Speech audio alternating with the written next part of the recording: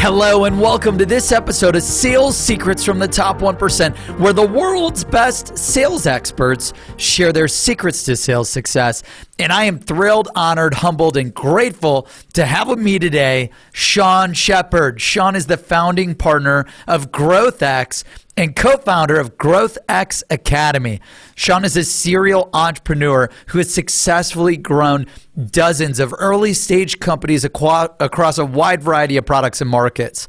At GrowthX Academy, Sean is focusing on sharing his expertise in monitoring and adjusting revenue pipelines to help startups improve their profitability, their predictability of sales, and marketing success. And before co-founding GrowthX, Sean built and ran sales and business development track at Tradecraft, a flipped classroom trade school where people develop the knowledge, skills, and training to succeed in traction roles at startups.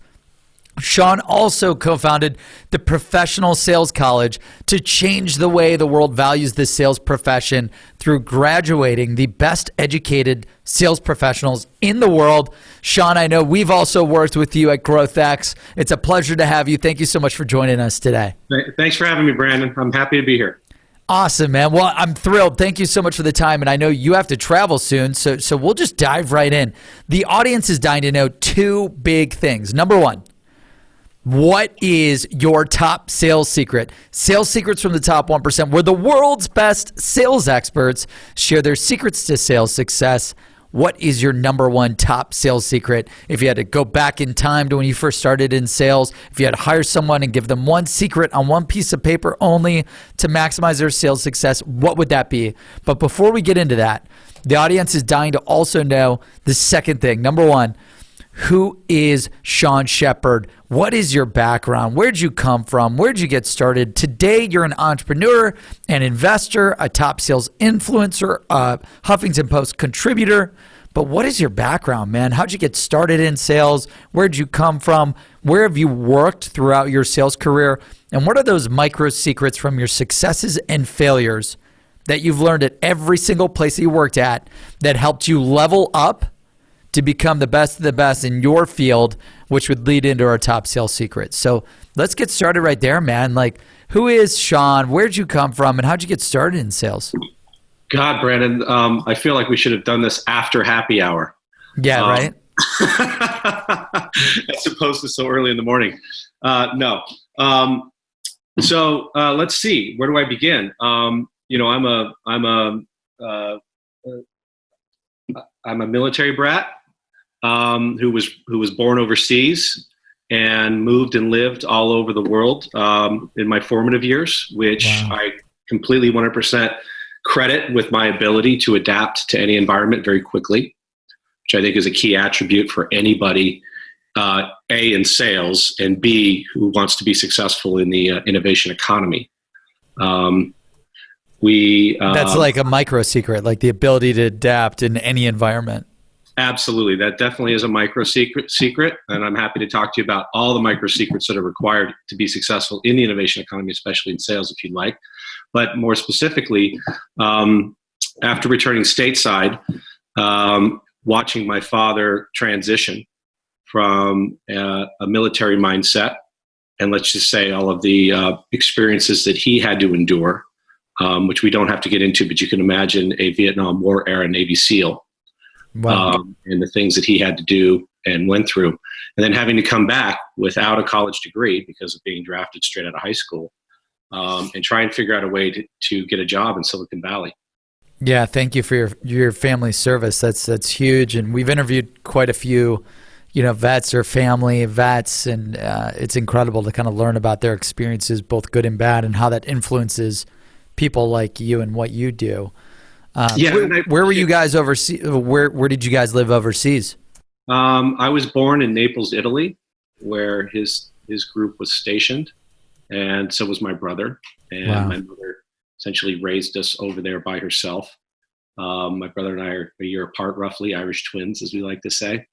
And it was at a time where things weren't very easy for military wives in overseas environments. She literally would tell stories about how she would trade her cigarette and alcohol rations from from the commissary on the black market for more baby food and diapers to make sure that she had enough for two growing boys who were constantly consuming everything in the small apartment that was just off base. Wow, that's insane, man.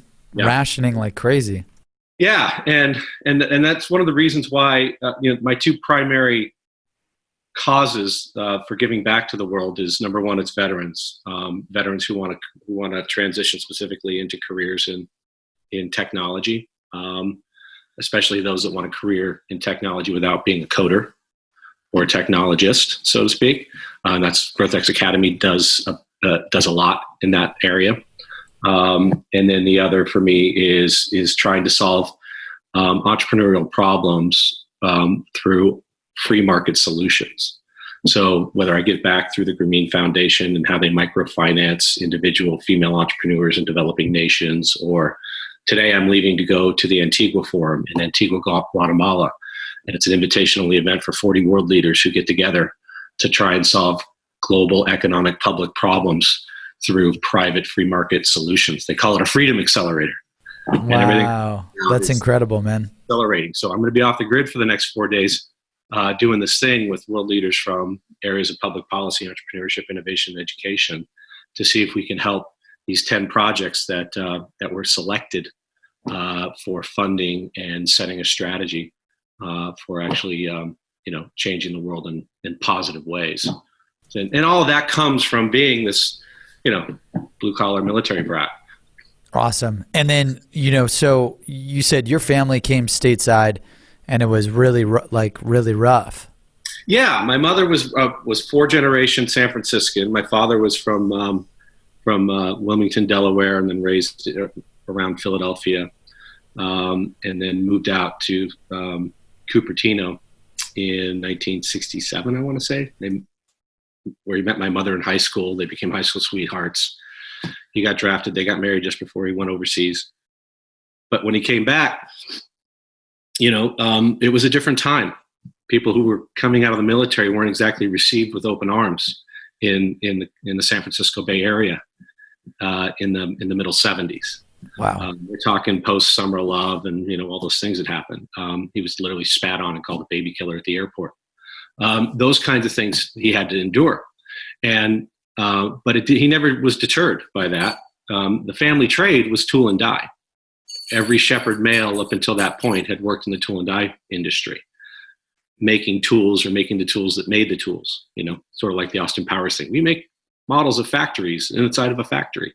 But that was the family business.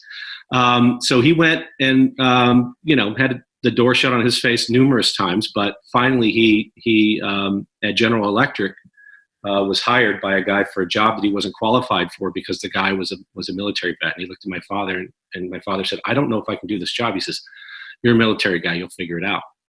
And that was the beginning of his career. And from that point on, he rose from the bottom to an officer at Intel Corporation and retired from Intel in the early 2000s and then became the CEO of several semiconductor companies.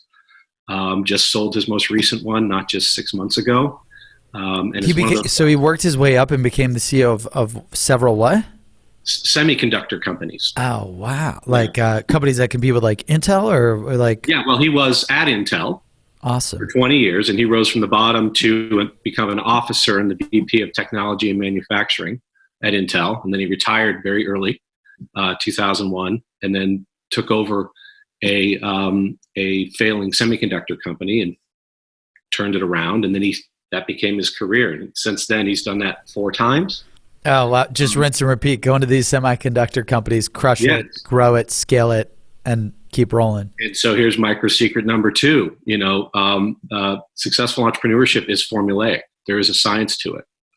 There's a reason you see serial entrepreneurs become serial entrepreneurs and have win after win after win. There is a formula. There's a way to do it. And it's not enough to just have a goal. As a good friend of mine, Ralph Barcy, says, goals are for losers. Yeah, we interviewed Ralph. Ralph is one of my dearest friends and a mentor at the Academy. He's awesome, man. He's awesome. I had such a blast interviewing him. Oh, I mean, he and I can sit around and have 6-hour conversations and never hear a word either one of us are saying, but we're so passionate with each other about it. Yeah, it's awesome. Just kidding. Awesome. But you do. You find systematic approaches towards getting what you want. It's not enough to have a goal, right? You've got to have a focus, and you've got to have measurable outcomes and deliverables, and you have to hold everyone as part of that process accountable.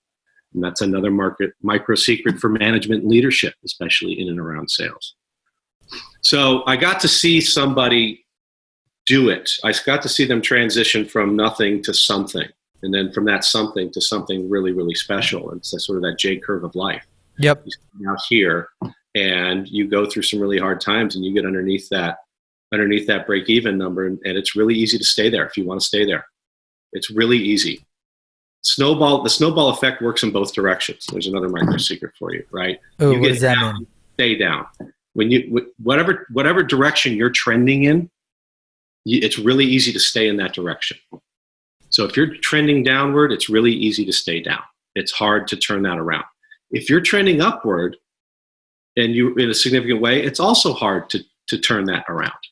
There's a reason you see people as they get above that curve, stay above that curve, and then you start to see large cycles of success. It's not an accident. People want to be associated with winners. Yeah. And so that's interesting. That more opportunities. It's interesting, like you talk about that, because I remember when we launched Seamless, we were building the platform, and like we talked to you guys and a ton of other VCs. I remember, yeah. And it was like, okay, we tried to launch this search engine, and it was like hell. Like building a search engine to acquire total addressable market is miserable. Yep. And like you keep building, you keep trying to build it. It's terrible for years. But if you keep fighting, and you figure it out, and then you hit that curve you're talking about, and now right. It's interesting, like what you learn in all of those failures too, to create that success formula that you talk about that's repeatable. Yes, and the hardest thing for people to do, another micro secret, is change. Your number one competitor in anything that you're selling, you're doing, is not what they're currently doing or who they're currently doing it with. It's that they're doing it. Yeah, the change. It's all change. Changing behavior is the hardest thing in the world to do. And just from an own individual peace of mind, the moment you realize you can't change other people is a moment where peace takes over your life, hopefully, and you reduce stress and things get easier. It's not about that. It's about fully understanding what people want and how to give it to them. Wow. Yeah. And one of the questions that immediately popped into my head was, so you said your dad obviously went through a lot, and this interview is about you, but I'm sure that this experience with your family taught you a lot. What was the formula? You said it was formulaic, one semiconductor, then you could do 15 others. What was the formula in your mind if you had to Cliff Note version it out for his success with the semiconductor companies? I would say that this ties to there's two answers to that. The second answer is what GrowthX does today, which is a framework for finding product market fit for early stage companies that can also be applied to any product in any market in any vertical. It's all about the dynamic between a product or service and what is new, whether it's a new market for an existing product, or it's a new market with a new product, or it's a new product with an existing market. Yeah, the dynamic is the same, and that's what our framework's all about. So it starts with having that mindset, that growth mindset, be a learn-it-all, not a know-it-all. Enter every situation. That's got to be hard. Hold on, that one, the learn-it-all, not know-it-all?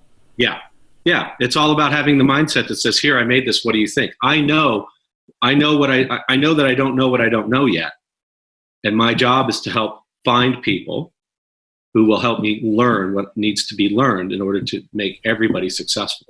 What % of entrepreneurs, because I've made millions and I've lost millions, and I lost millions feeling acting like I knew it all, mm-hmm. and not listening to other people. And luckily that happened to me when I was 22.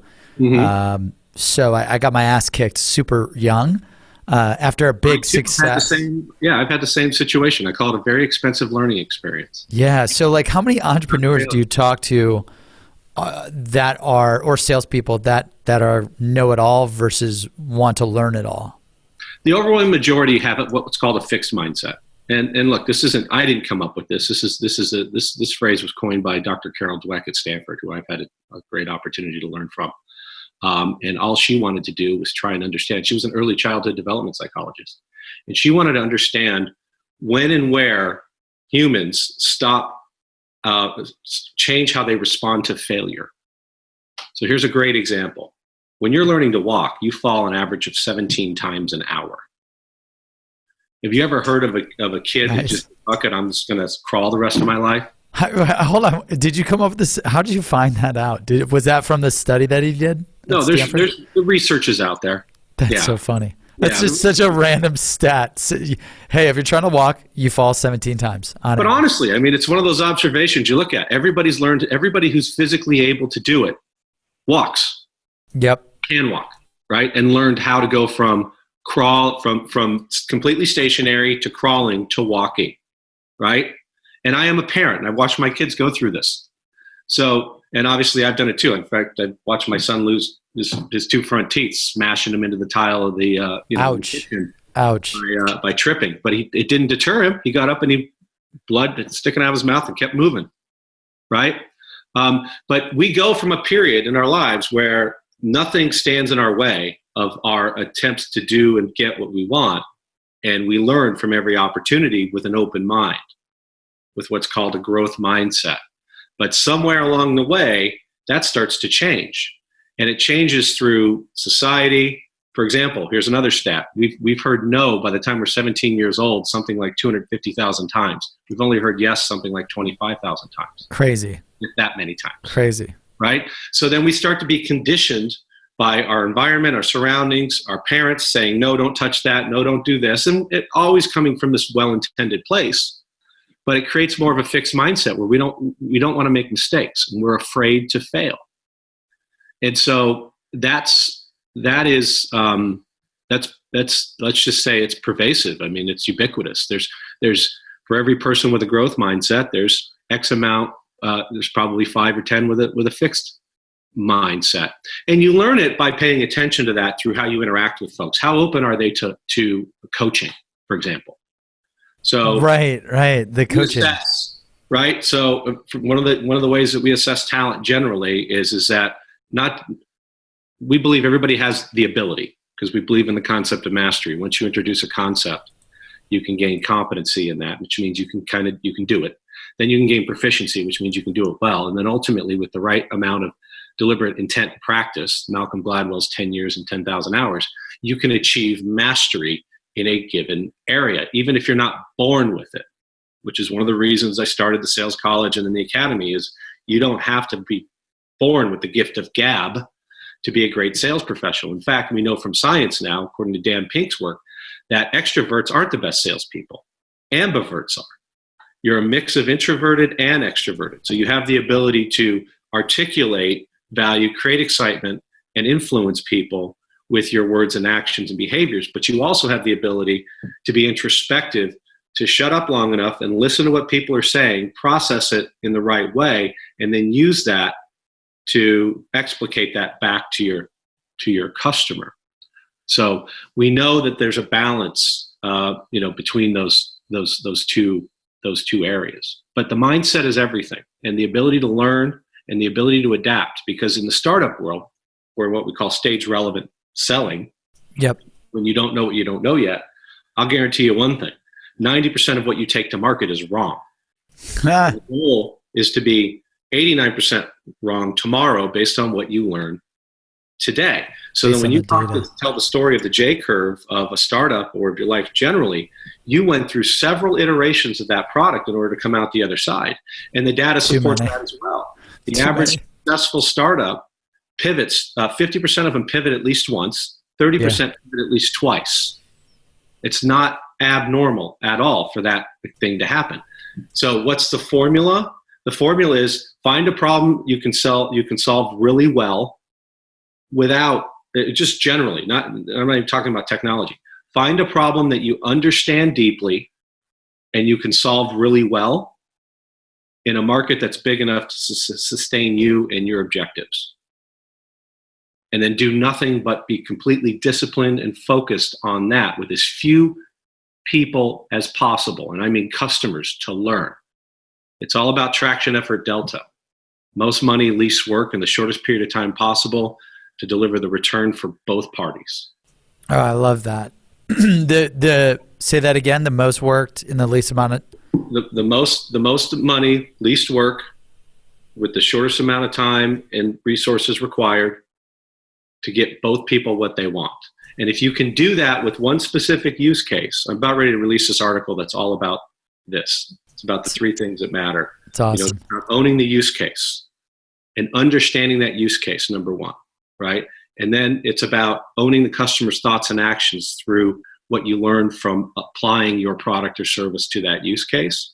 And then three, it's about owning the relationship and owning it in a way that gives you an even greater competitive advantage, because once you're in, what did we say the number one competitor is? Like for your competition, it's not you.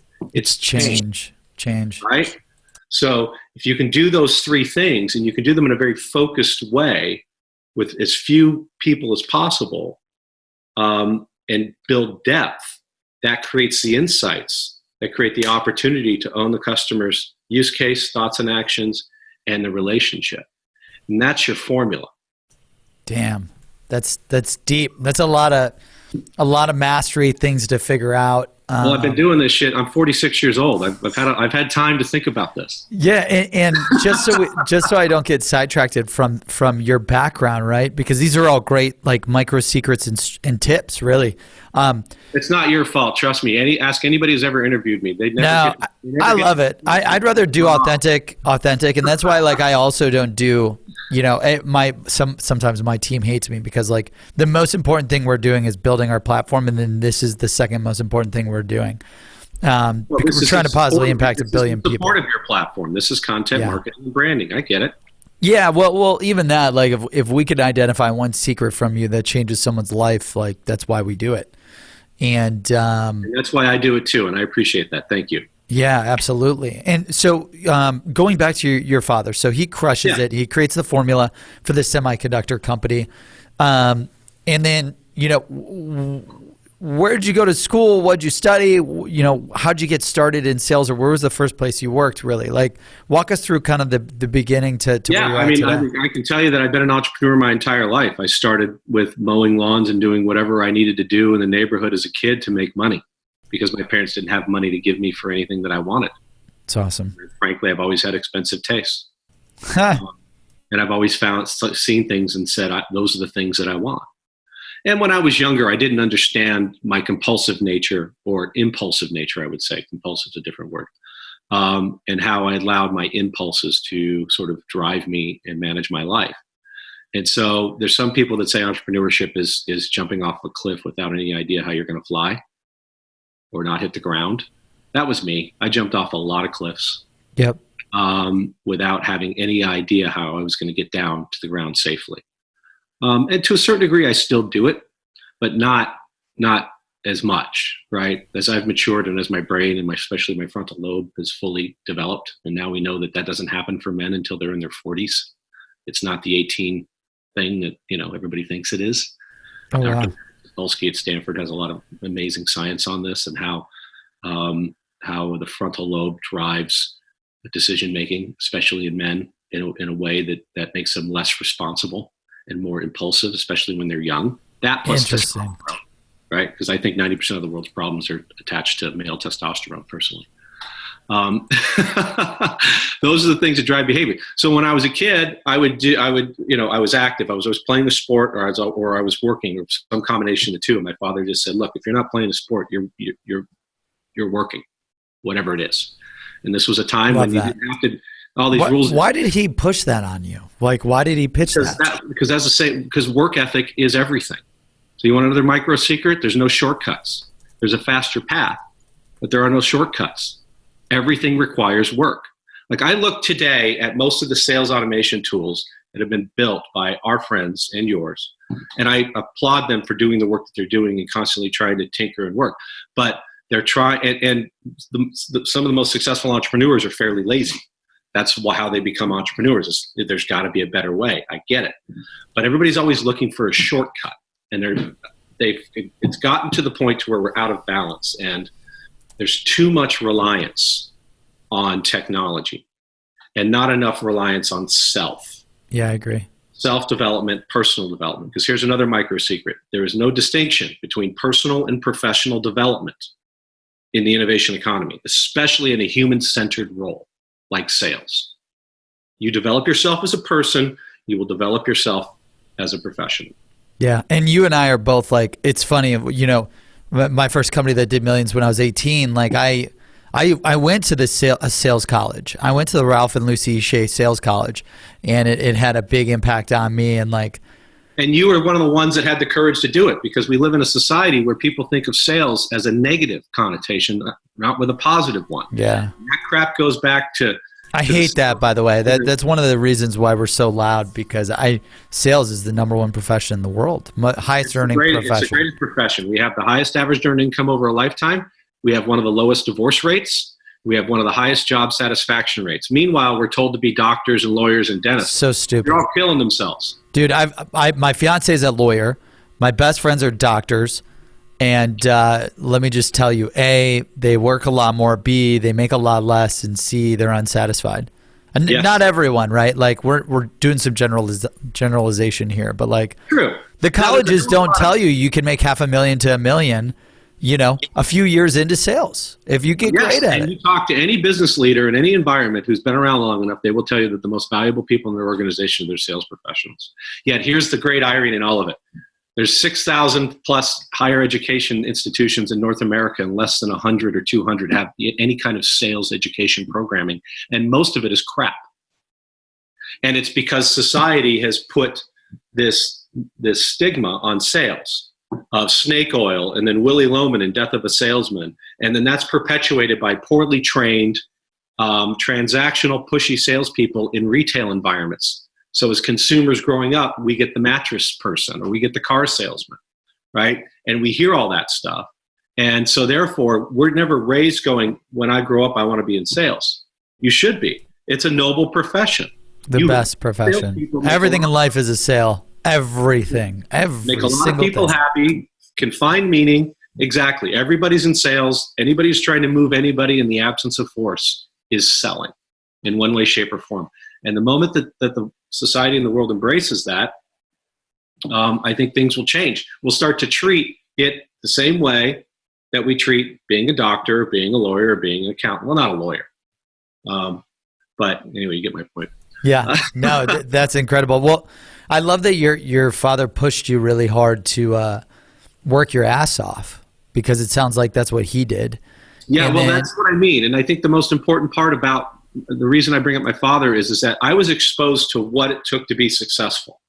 I was exposed to what it took to go from nothing to something, which is the hardest. By watching your dad. By watching him do it. Yeah. And was he like always working like around the clock? Oh yeah, absolutely. Yeah, I mean, dude, my dad did the same thing. My dad took same thing. There's another micro secret. If you want to be a part of the 1%, you don't think and do like the 99. There's no such thing. I love that. I'm writing that one down. Fine. There's no such thing as work-life balance. No. If that's what you want, it doesn't mean you have to be that person. Yep. So what was that quote? If you want to be a part of the 1%, you can't think and act like the 99. Yep. Because I love that. I've spent my entire life rubbing people the wrong way. I try to do it now in a more delicate way. I've learned nuance over time. Yep. I'm constantly surrounded by, people who, whether it's envy or whatever their motivation is, that will say no and will resist, and that's fine. Yeah. And what I've learned over time is to tell the world my truth and be okay with that. And when I do that, it nurtures the right people towards me, people like Brandon Bornancin, right? Yep. And it nurtures away the people that don't agree with that, which makes my life a lot easier because I don't have to deal with that nonsense anymore. Yeah. No, it's funny that you mentioned that. That's the essence of branding and marketing. I wish that didn't take me, I'm like early 30s right now. It took me like from graduation, from when I was 18 to roughly 30. It took me 12 years to finally get to my truth of like not caring about what other people think, what other people view, and just being all in on what I believe. I'm a servant leader, And whatever I do, as long as it's aligned with delivering value and maximizing the potential of others, you're either with me or you're not with me. And if you're not with me, I just don't have time for you, like respectfully. That's right. And that's another key micro secret. You have to be ruthless with yourself in your own time. It's so hard. Not ruthless towards others. Yeah, it was funny. We just posted, like, just as an example, another entrepreneur / VC. This just happened. Like, I was on SAP Game Changer Radio. I was doing something with InsideSales.com, speaking right before this interview. And my social media person's like, hey, this person, this VC, this person's saying, like, you didn't go to Stanford on, like, one of your things. And I was like, why? I studied technology entrepreneurship at Stanford, and then I got my undergrad and MBA at OU. I was like, who gives a shit? What? Like, this guy's, like, commenting on, like, a sales tip that I shared. Yeah. And I'm just like, you could either let that get to you, someone, like, trying to just waste your time, or you could be like, nah, like, I just told him, hey, man, read the tip. Don't give a shit where I went to school. And, dude. Well, that's the 99, right? The most successful sales professionals. One of the reasons we started the sales college to begin with was I was working with a PhD, and we were just having a conversation about why aren't.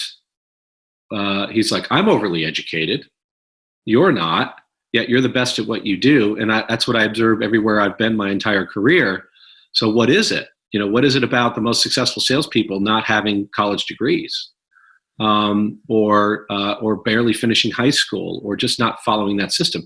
It's because the entire education system is broken. It was designed 150 years ago in the Industrial Revolution to pull kids off of farms and turn them into factory workers. There's a reason there are school bells. They're designed to mimic factory whistles. There's a reason they line you up in rows and desks, because it's assembly line thinking, or assembly and factory approaches. It all needs to change. Plus, in addition to that, the only thing that anybody in a classroom has in common is their location and their age. Right. And then apparently everybody's supposed to learn the same thing at the same pace in the same way. And that's bullshit. Despite of interest, despite a desire, despite a passion, despite a career. I like to say I love MBAs and PhDs. They make great employees. Yeah. Yeah. And it's funny. I ran, when I got both of them, I was running different companies. And to me, the education system was so easy. Like, the hard part was the hardest thing was building companies. I hated it. I barely got through it. Hated it. Because I constantly questioned authority. I said, why are we doing things this way? Well, didn't make sense, right? Or shut up and go sit in the corner, or go to detention, or, I was on a first name basis with the principals and the administrators in any of the schools I went to. Yeah. And that was another thing. I went to 6 or 7 schools in 6 or 7 years because we moved so much. Not just because of the military, but then Intel moved us all the time. Yeah. Between 6th grade and 11th grade, I went to a different school every year. So another thing that I had, to deal with in that instance, I always it wasn't me who said this, but somebody else did, and I thought it was great. A students work for B students in companies owned by C students, in buildings named after D students. Oh my gosh, that's a good one too. So A students work for the B students. The B students. Mm-hmm. Yeah, because A students are, like I said, I wasn't being condescending when I said MBAs and PhDs and straight A students make great employees, because they do exactly what you tell them to. But when and where do they start to think for themselves, and when does creativity come into that, and when does critical thought come into that, and when and where do they add value by delivering insights that you don't have? Because you want another micro secret in sales, that's the number one thing. Not my number one secret, but the number one big micro secret in selling is you need to show people something they've never seen. You need to tell them something they've never heard. You need to help them experience something they've never experienced. Damn, that's deep. It's all about the insights. I wrote this article called "The SaaS Learning Curve" and why SaaS should be called Service as a Software. Yeah, that's the one that you've got on the latest on your article profile, right? Yeah. So it's all about. It's not the technology that wins; it's the insights. The most successful sellers and our most successful entrepreneurs, who are ultimately sellers themselves, are those that have dealt with the problem themselves deeply and set out to solve their own problem, and through the course of solving that problem, learned that there were other people that had the same problem, doing the same thing, in a market large enough to where they could commercialize it. Damn. And those are the people that I look for, and we look for with our fund thesis, right? We look for enterprise class B2B software as a service or core platform technology that's highly scalable in a capital efficient way, with founder in $10 billion service addressable markets, with founders that have solved a problem for themselves, that have learned that that's a $10 billion market, that they've solved it because they understand it better than anyone. And that's your goal in your job as a sales professional, is to place yourself in the shoes of your customer, understand their role, how they're measured in it, what they care about, and how to help them be more successful at whatever it is that they want to do. And if you can do that, you can separate yourself very easily from the pack, because most people won't do that. Most people are lazy or followers, or worse, lazy followers. Oh, brutal. So, how did you get started in sales? So your dad taught you to work your ass off, right? Yeah. So I started. And then what happened? Well, I started mowing lawns. So I'm knocking on doors in my own neighborhood, starting with people I knew, where I got to build my confidence and get a couple of them to say yes. And sometimes when you're first getting started, people will say yes, not because they believe in what you're selling, but because they believe in you. And that's okay. And that's a great opportunity to learn, but make sure you recognize that. Another micro secret. That's like what you probably tell all the startups, right? I remember I was told, like, make sure you tell, like, acquire 10 customers, not your family, not your friends. Exactly. We call it affiliated versus unaffiliated customers, that are affiliated versus unaffiliated revenue. There's a difference, because affiliated revenue can only carry you so far. Now, as you get later in life and the deals get bigger and the momentum gets stronger, those affiliated deals are more and more important, because they're people you've done business with before. And that's another major micro secret. Do not treat sales as transactional. You treat it as relational.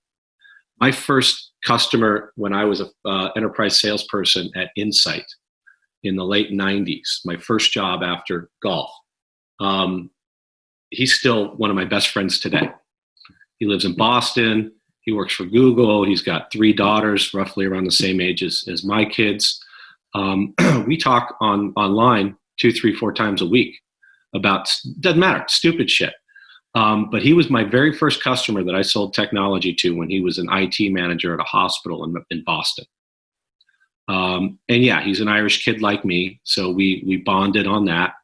He's a blue-collar kid like me. We bonded on that. Another key micro secret is always trying to find areas where you can connect with the other humans that you're trying to sell to, and in an authentic way, by truly caring about them, because nobody cares what you know until they know that you care. So those things. Wow, that's matter. A good one. So really that matters. So I started by mowing lawns, and then from that, my next entrepreneurial endeavor was purely accidental. My brother and I loved Bruce Lee movies growing up, and we wore the heck out of the Betamax VCR that we had. And there's a old school tip for people. Bruce Lee movies. Oh, Bruce Lee movies, you name it. We knew them inside and out. We not only knew them, we also knew how to mimic the dubbed from Chinese to English. Like, move our mouth like that and then say something in English. I mean, we could do it like anybody. Why'd you guys love it? We just loved it. And then we were also in Taekwondo. So we were doing that makes sense. Martial arts, which my mother was smart to recognize, and my father, that was the best way to manage the impulsive testosterone-driven hormones of a couple of 8, 9, 10, 12, 10, 11, 12-year-old boys. And so we would dress ourselves up in ninja suits, and we'd do all kinds of crazy fun stuff. Anyway, one of the things we loved was all the equipment. So ninja throwing stars, for example, Chinese throwing stars. And I would buy these things out of the back of Black Belt magazine for anywhere from 75 cents to $3.50, $4 a pop. And you literally take this thing out of the bottom, you'd fill it out by hand, you'd check the box that says, yes, I'm 18 years or older, and you'd put cash money in an envelope, and you'd put your stamp on it. Back then, I think stamps maybe were 5 cents or 15 cents, who knows. And then you'd mail it in, and somewhere within 4 to 6 weeks, you'd get the stars back in the mail. And then you call all your buddies over in the neighborhood, and you set up targets, and you throw them against the fence or a tree or what have you. And everybody loved them. And so then before you know it, I had my friends offering to buy them from me. And then one friend would say, I'll buy that from you for $5. And the one's like, I'll buy it for $7. Next thing you know, I got a bidding war. I'm having an auction. And I'm seeing it work. So I said, okay, fine. I need to replace the ones I just sold because now I've got $25 when I only spent $5 for these things. So I realized very quickly I got a business here. So before you know it, yeah, it's Chinese throwing stars. Yeah. They were in the back of Black Belt magazine or Karate magazine or Ninja mag, all these magazines that were for martial arts.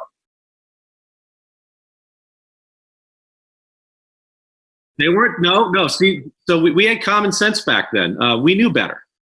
But so we would wait till we got home, and then we'd throw them in the backyard, or we'd go down to the creek or the fields. Oh, absolutely. I know. It's hilarious, right? So I was an arms dealer when I was in 6th grade. So I did it for I did it for about 2 years until it got to where a parent said something like, hey, where'd my kid get this thing? So then my dad's like, all right, shut it down. Well, he didn't kick my ass. He appreciated my entrepreneurial spirit. And he made me, absolutely. But he also disciplined me. But at the same time, I used all the money I made to pay for us to spend 2 extra days at Disneyland that summer as a family. And this is back again when Disneyland tickets were probably $10 as opposed to $200. But yeah, family of 5 at Disneyland for a couple of days. It was a few $100, and I got to fork out the cash. Of course, I charged my dad 10% interest, which was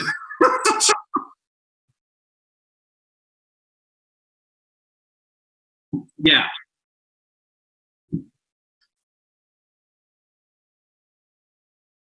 Yeah, sure. So after that, I was focused exclusively on sports. Stella, quiet. Sorry, I got a German Shepherd puppy in the house. I went to college to play golf, and yeah, I loved it. I mean, it's the most entrepreneurial sport in the world, I think, because the golf ball never lies to you.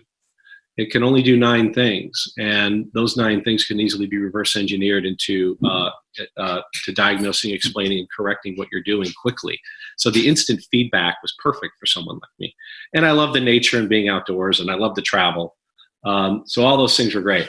And I thought I was just going to play golf for a living. So I after college, I turned professional, and I played for a little while, and I taught. And yeah. Yeah, so I did all that, which is another reason I didn't appreciate school. I wasn't going to go to school at all, frankly, because I hated it. But I went to play golf, and I got out as quick. Well, look, back then you could just, the moment you take money from a tournament, you're a professional. That's still technically the way it is. So you qualify for small events, you play in those events, you make the cut, you get a check. I think the first check I got was like, $30. Who knows? I can't even remember. And I never made the big tours. I played the mini tours, and I traveled the world doing that, and I had an absolute blast. But I got burnt out because it was a very solitary existence. You're literally playing with yourself 12 hours a day, Brandon. I mean, a man can only stand so much. But anyway, but I had a great time, and I really enjoyed it. And then, so I got to where, yeah, I was young. Yes, exactly. So then I wanted to go back into entrepreneurship. I tried to put a deal together to open a driving range and a learning center with a real estate development, and it fell through at the last minute. And I was standing there with literally my tail between my legs, feeling like a massive failure, not afraid to go back to what I was doing or to the people I was working with and teaching, and saying, I screwed this up. Will you take me back? Too much of an ego for that at that age. And I said, okay, well, maybe I got to do something. My brother was an engineer and a manufacturing manager for Insight for one of their businesses, and he said, "Hey, they're always looking for great salespeople here. Come back to Phoenix and do this." So he got me an interview, hired me. So Insight is one of the largest technology resellers and solutions providers on the planet. Think of them like CDW. And at the time, they were about, I can't remember, they were probably a $300 million a year business globally, selling every kind of technology product and service under the sun to the business. Yeah, they had 800 salespeople in the organization at the time. And it was all inside sales. Primarily, there were these nexus laws around taxes, so the only outside sales team was based in the home state.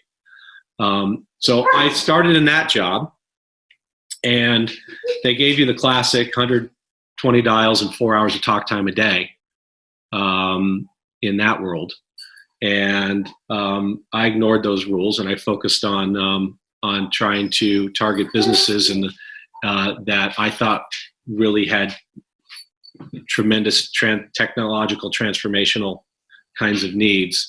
And I focused my time reading quarterly reports and 10Ks and listening to interviews from CEOs and reading publications and articles all about the leadership and what they cared about. And I used that as a basis for trying to understand who they were, what they cared about right now, and how to talk to them in a way that would generate an honest response.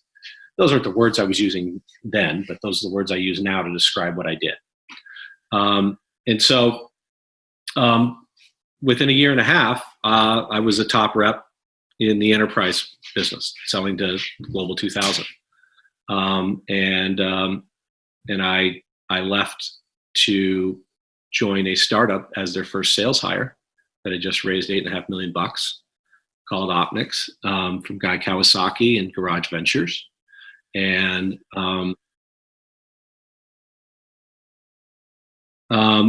it wasn't my connection. It was a connection of the founders, the technical founders of Opnics. They had raised the money through Garage. Now, later in life, it's funny. I ended up hiring a CEO who Guy used to work for when I was at Talent Circles. Yeah. Well, and Guy's fantastic. He's a great writer. He's a great storyteller. Obviously, he was a great evangelist at Apple and Fifth and Third Dimension and the whole bit. Yes, that's right. Especially people that care, and and when you have an opportunity to get wisdom from people who've been there and done that and gotten the T-shirt, take advantage of it. The concept, I'm focused heavily practically on accelerating everything. Right, so we're about accelerating the growth of our companies at GrowthX. We're about accelerating the commercialization of new innovations at GrowthX Corporate. We're about accelerating the scale of post-A round startups at GrowthX Studios. And we're about accelerating learning and development for the career transition and those that want to work in this world at GrowthX Academy. And the first rule of accelerated learning is direct experience. So gaining that direct experience is critical. But if you can't gain it because it takes a long time to do what Guy and Bill have done, the second thing to do is get it from people who have that direct experience. Yeah, absolutely. And use it and then put it to work, right? That to me is the definition of a mentor, right? So people are always running around looking for mentors, and I don't think people need to be focused on that. I think that I think they need to be opportunistic and say, "Oh my God, somebody's just given me some wisdom. I need to take that wisdom in and actually ask more questions about it while I have that moment in time, that opportunity to do it." The Academy's got this global network of mentors, and why do people mentor? Because they've been there and done it, and they understand the importance of it. And they want to give back. And they also want to build their own brand while they're doing it. And that's fine. It's an equal exchange of value. But don't go out looking for mentors. Like I get, I don't know how many in-mails a day from people who want me to mentor them. Yeah. And I don't know when and where this became a thing and when and where it spilled into the, let's say, the consciousness of the Valley, or just basically overall the millennial generation as a whole. But I think it's slightly misguided. I think the right balance is to take advantage of mentorship opportunities when they present themselves.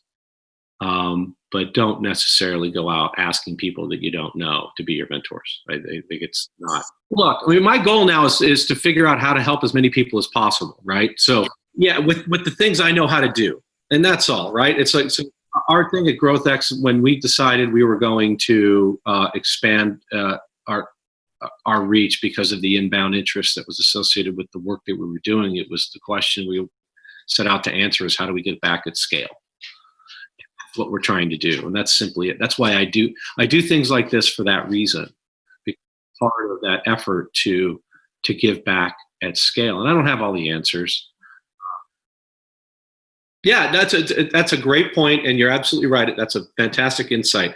In fact, just the other day, I got this wonderful message from this female entrepreneur in Nashville who I'd done this. I did a workshop for the Nashville Entrepreneur Center a couple of weeks ago, maybe it was last week, and afterwards, I get this note saying, "Hey, thank you. This was fantastic. I'd really love to work with you. I want to understand more. You know, can you help me with this? Can you help me with that?" I said, "Look, I'm sorry. I can't do those things. There's not enough time in the day, but everything that you're looking for, all the answers are in all of our content. Go to growthx.com and subscribe to the collective. Go to gxacademy.com and read all the posts and sign up for the newsletter. Go on YouTube or on our podcast page. Just Google the stuff. There's everything that you want is there. All the content exists, and just absorb it. Yeah, and look, it's not like this is all I do. I probably spend at least 10 hours a week absorbing content from the people and categories of areas of learning that I want to be focused on. Like, I just got done reading, Robert Greene's Laws of Human Nature, which is just mind blowing. And now it's got me going down this rabbit hole of the concept of death. And when and where in society we started to avoid it instead of embrace it like we used to, because when we embraced it, we lived life. Now we're so avoiding death and ignoring it, willful ignorance. So that put me on this path of willful ignorance, which is with some really smart neuromarketers become one of the most powerful tools that they use, is our own collective willful ignorance to literally avoid how the sausage is made, for example, right? Like, nobody wants to look at factory farms. If you actually saw what was, yeah, right. But again, that's 0.1%. You're not thinking like the 99. The 99 tends to be willfully ignorant in certain areas. So I'm like on that train all the time, and when I'm on a plane, which I'm on, that was it, to embrace death, to know that it's coming, and to live my life as a result of that. Now, I've always been a liver anyway, but it has helped me understand, and ask yourself the question: if you absolutely, truly, truly, truly knew that you only had X amount of time left to live, what are you going to do with that time? Well, the reality is that we all have that. It's one of the few truths that exists in this life, right? Death and taxes. Yeah, and it's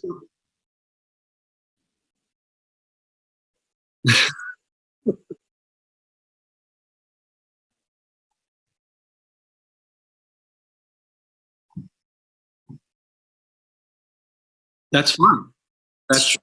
That's fine. And so that book taught me more about the fact that even just 150 years ago, look at the infant mortality rate. My grandfather lost three siblings before the age of 11.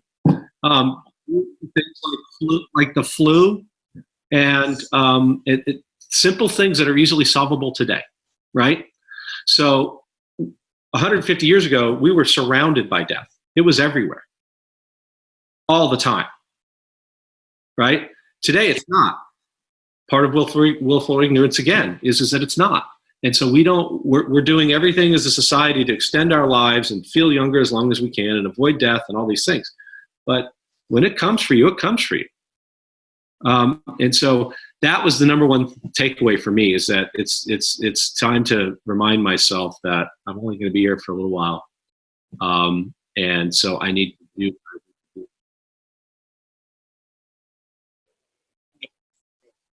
optics. Yeah. Yeah.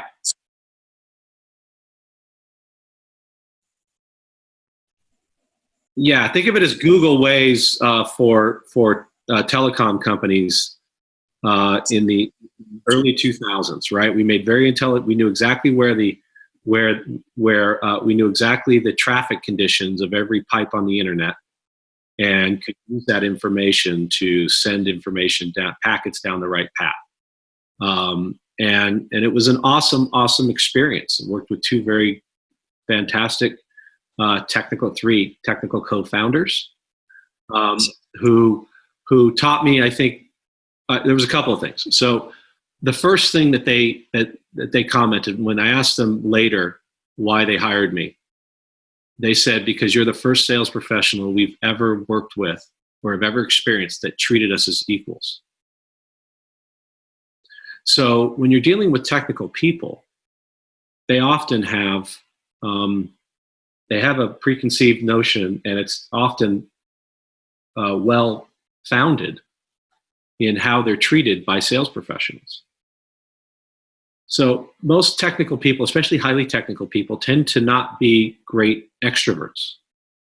And so they tend to have their own insecurities around dealing with people like you and I. And I think I look back to the quote unquote geeks on campus in high school and college and how they were treated by the jocks, as an example. And I would be classified as a jock. But I was always taught to treat everybody, I call it the platinum rule, not the golden rule, treat people as they want to be treated, not as you want to be treated. Another micro secret, if you will. We talk about the golden rule is treat people as you want to be treated. No, that's too selfish. Treat people as they want to be treated, which requires you to understand who they are, how they think, and how they really, truly want to be treated. And I always treated people that way. And I like to think I still do to this day. But correct. Which means you have to be focused on them, not on yourself, which is at the heart of everything that makes that, in my view, the general sales and marketing philosophy that anyone should have is being completely 100% focused on those who you're trying to help, not on what you're trying to sell. So I learned that from them. I also learned that it's really easy to go through $8.5 million as you're trying to build a technology. And this was my first experience with at Optics. This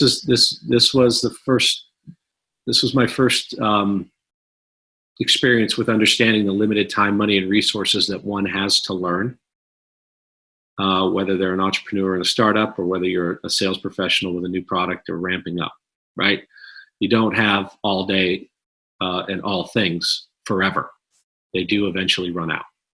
And so when they do, how do you reverse engineer outcomes to get what you want? And that's when I came up with the concept of everything as a funnel.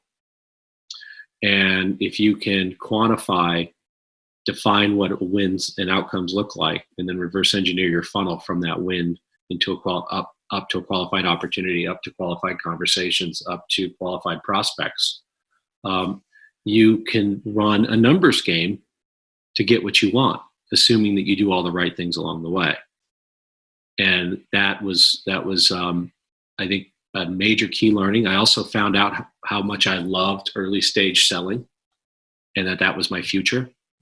I was never going to be in a mature company doing mature things, because I'm not very mature. And we ended up selling it to it's now part of Limelight Networks, and we're very proud of that. And that data center and that technology. But it also was the first sort of baseline in understanding how different the world is today.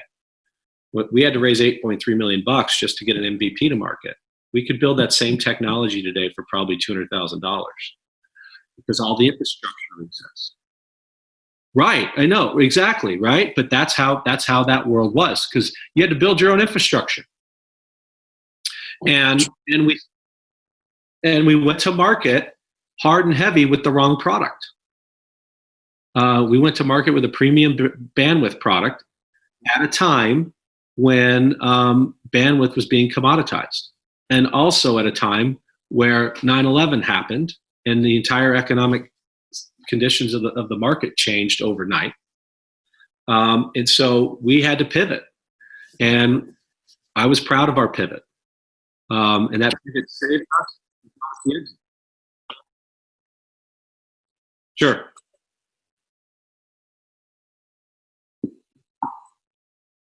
Yeah. So then after that, I went and bought a bankrupt golf company to get my golf. Yeah. So then I took a company with 2 employees and about $150,000 in sales, and I grew it to in less than 4 years to about 5 million and 50 employees, and built a technology called IntelliFit. I pivoted them from selling through retail to a factory direct model. So we were doing mail order, and we innovated this concept of giving away a free club with a fitting, which got us a big customer base. And yeah, IntelliFit. So IntelliFit was a technology that I had built by our tech team to automate club fitting in retail environments. So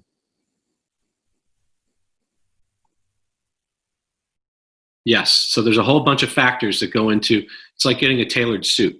So think of M. Taylor today. We were doing that for golf equipment in 2007.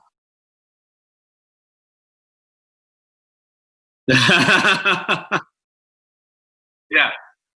Yeah, no, it's fine.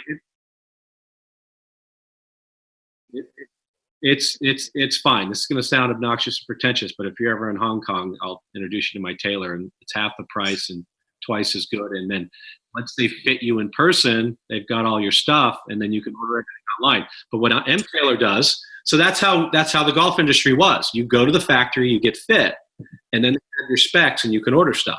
But how do you distribute in a more automated way when you have these poorly trained retail salespeople who are controlling the destiny of your equipment if your brand is all about fitting? So I was about mass customization, and that's what I wanted to see. So I got all my best teaching professionals who knew how to do this stuff, and I got my tech team to interview them and collect them, all the data, and essentially build an algorithm that automated the decision-making around how equipment would be fit to you, as long as I had all the right information from the launch monitor and the ball flight data, the physical attributes of the person, their handicap, their ball flight, their tendencies, etc. And then you could build a recommendation engine that said, this is the kind of equipment you need, and you can order it custom right here with no inventory. So it was increasing the custom fitting sales in major retailers quickly. So then I ended up selling that off to another company as a separate entity, and then exited both businesses, and then went and started investing stupidly in startups. And that's when I started. Yeah, did very well. And then I turned around and started to invest it stupidly in tech startups, thinking that these people cared as much about my help as they did my money, only to realize that their pre-check behavior was very different than their post-check behavior. They'll tell you anything when they want your money, and then they behave differently. So then I learned from that, and then that's when I went back and started the next thing, and that was Talent Circles, and was Alumwire, which got sold into the investment group of Talent Circles, and then Talent Circles became one of the largest enterprise talent acquisition CRMs on the market, and exited that in May of 2013. But that was first realized. Yeah, correct. Yeah, Alumwire was all focused initially on alumni groups, and leveraging, creating a platform to connect alumni with graduates and their universities, so they could build hiring pipelines. And then Talent Circles became the private LinkedIn meets Facebook for talent pipelines for large enterprises. And what I learned from that one mostly was, I never want to sell into HR again. Just kidding, HR friends.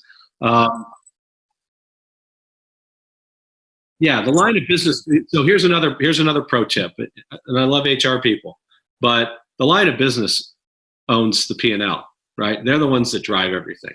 So anything that you need to find out who the economic decision makers are, and make sure that you're engaging them early and often. And those are the people that usually own the profit and loss statement. And then you have to tie your value proposition to that profit and loss statement. It has to be a quantifiable way. Yeah, exactly. Because they don't drive the decisions or make the decisions. They execute on them. And those are driven by the people that they support. And this goes back, again, it's the prime example of what I said earlier when I said, look into the person. Don't just look at the person, their role, their title, and what they care about, but look into how they are measured in their role. What does their performance scorecard look like, and who are they reporting to? Who is their customer?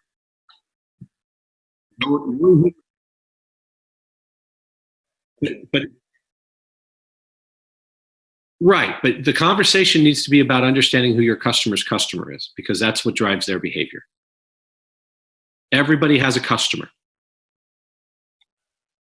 Okay, so the HR person's customer, it might be the general manager of a specific business unit, right?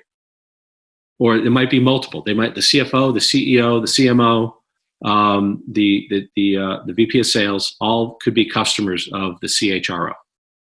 And so your job is to understand how they have to perform and deliver for that customer, and then determine how you can help them do that better than they're already doing it. Faster, cheaper, and better. If you can do those three things, faster, cheaper, better, but have the conversation about how you can help them be successful at their job. That's the essence of it. But you have to understand their job fully. And that doesn't mean, oh, they've got to fill this many recs, or they have to build a pipeline of 10,000 candidates to keep them engaged. That's what they do. That's not what you do for them. Two very different things. Everything is about you understanding how your brain is wired and how that drives your emotions. And it's your responsibility to manage that for peak and optimal performance to get whatever the hell it is you want to get. Absolutely. Without a growth mindset, I don't think you can maximize your potential. It's not how we act in life, but it's how we react that defines who we are. Because winning, we don't learn much from winning, but our opportunity comes from learning from losing. So how we respond to failure and resistance and friction and objections and concerns and pushback in every walk of our life will determine our level of success. And as I said before, there's no distinction between personal and professional development. And so if you can understand how your own mind works, how it drives your behaviors, and use that to your advantage, everything else becomes a heck of a lot easier. That's the foundation of it all. And then you've got to have a framework. As I mentioned, we have a framework at GrowthX that we teach and run every single day. We either do it for, we do it with, or we teach it. It's 3 milestones, man. Market discovery. Who's your customer? Where are they? How do you find them? Do you have the resources to be successful? And track it. And then what's your milestone? Market milestone. Milestone 2 is market messaging and outreach.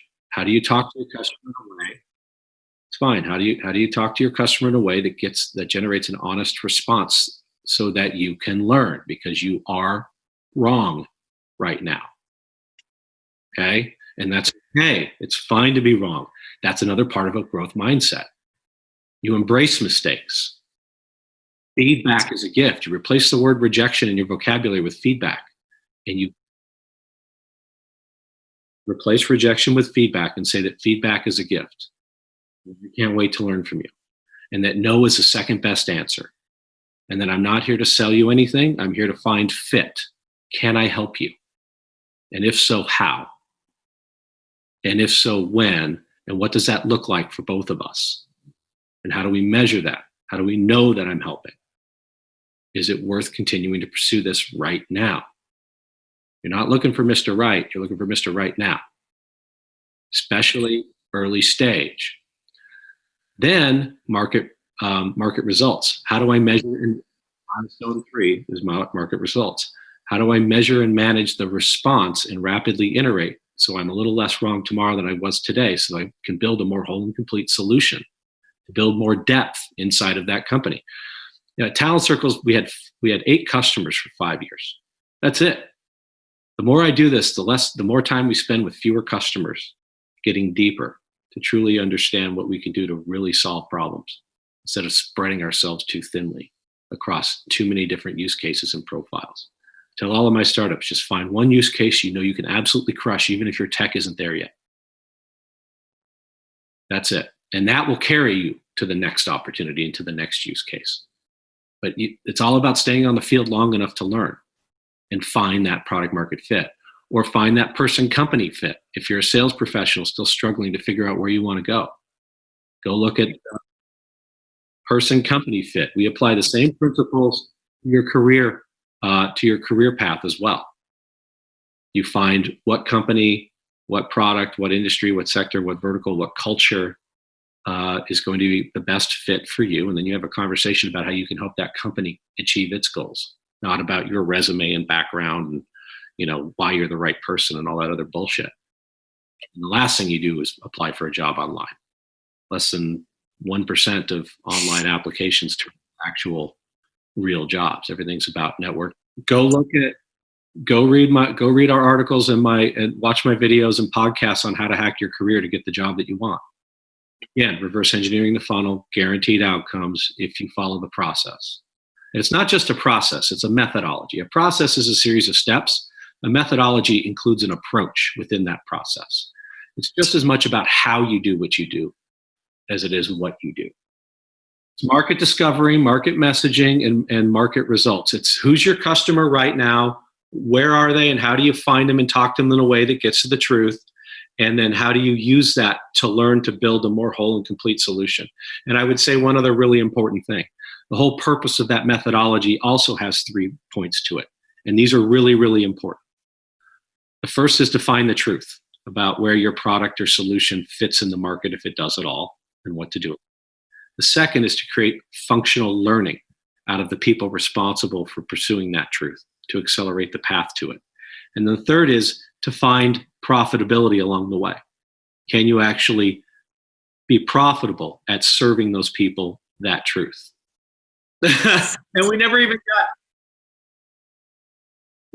got to the sales curriculum at the academy or the work we're doing at GrowthX. We have to do another session at some point. GrowthX.com and GXAcademy.com are the 2 primary websites that carry all of our content. And there's even a page to book me for speaking and workshops and all that kind of stuff on there as well, which is what I love to do these days, just to get out there and evangelize and help. Yep, and GXAcademy.com for the academy.